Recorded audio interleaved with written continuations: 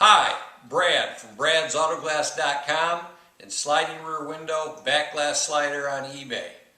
Today's video is a technical video on the Toyota Tacoma 2016 Up.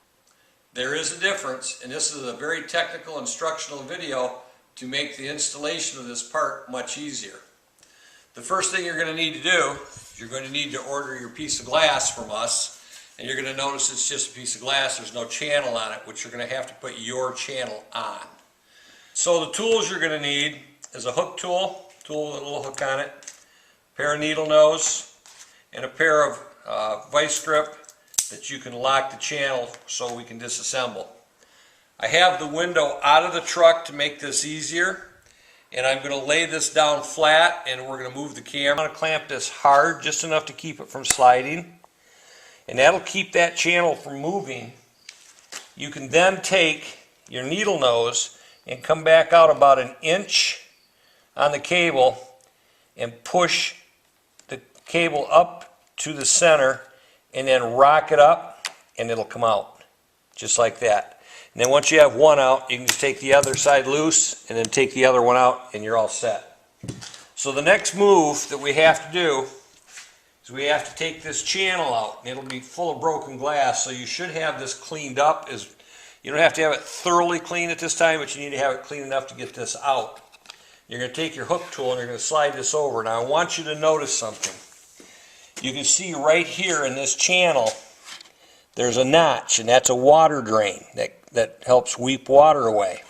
And that this is in a track. It's locked in, so that's part of the difficulty of this. Also, where the cable plastic end holder attaches to the window, you can see there's about 3/16 of an inch right here. I'm showing you that channel, you can see where it's at. There's a guide, it's like a railroad track. So I'm going to pull this all the way down, and you're going to see it drop down. And now I got to get it out of there.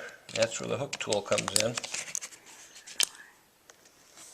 Alright, now that I have this channel out, there's broken glass, and it's put in here with a hot glue process at the factory. What you need to do is you need to heat this up with a heat gun like they use for painting, but be careful not to get it too hot. You can also do it with a hair dryer, but you're really going to have a hot hair dryer.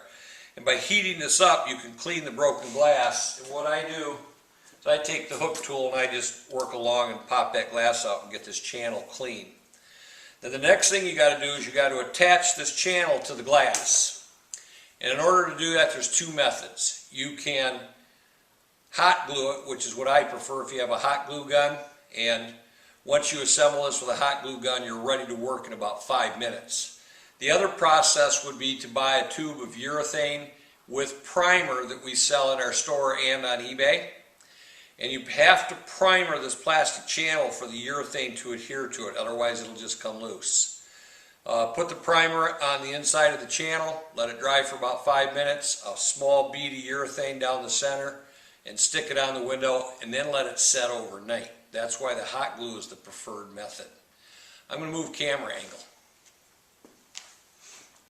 Alright, so I've got my channel attached to the glass. Now something I wanted to point out, and I pointed out earlier, is there are weep holes in the channel.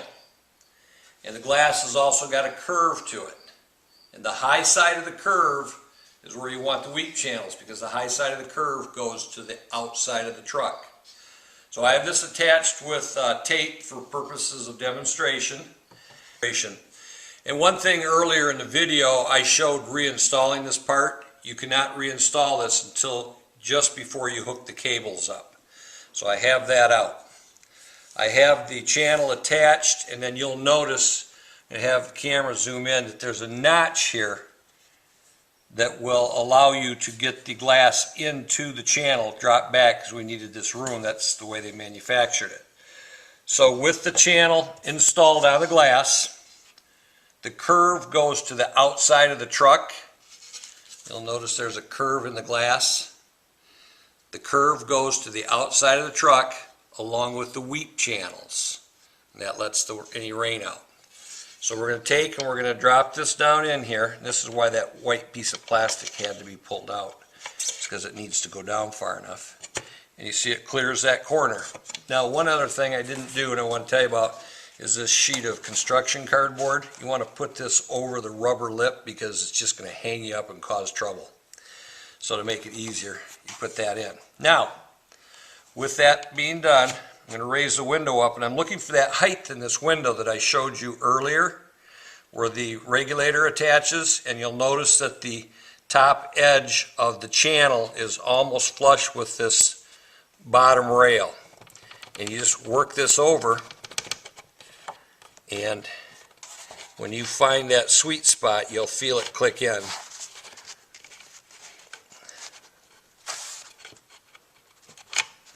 And there it goes. I'm in the sweet spot. So with that in like that, I can then pull the cardboard out and I can slide this window, and you may want to spray some Windex on it at this point. You can slide it all the way over, and it's stiff enough right now because it needs some help, and I've got tape on here. Now we've got the window in, and it's time to put the cables back on, but before we do that, we want to put this piece of white plastic in, and you're going to go in this channel back here.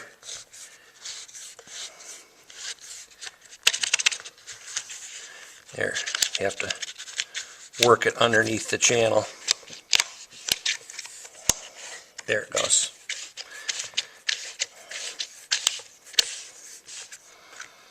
And then once it's all the way in, push that in place. That keeps the window in from vibration and stuff going, hitting bumps going down the road.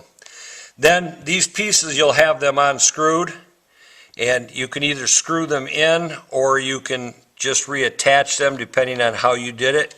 Put your cables back in, as reverse the process I showed you before. Lube this up and then go ahead and test the power and make sure that it goes back and forth smoothly. Make sure you have all the broken glass thoroughly cleaned out of here. And that's our job complete.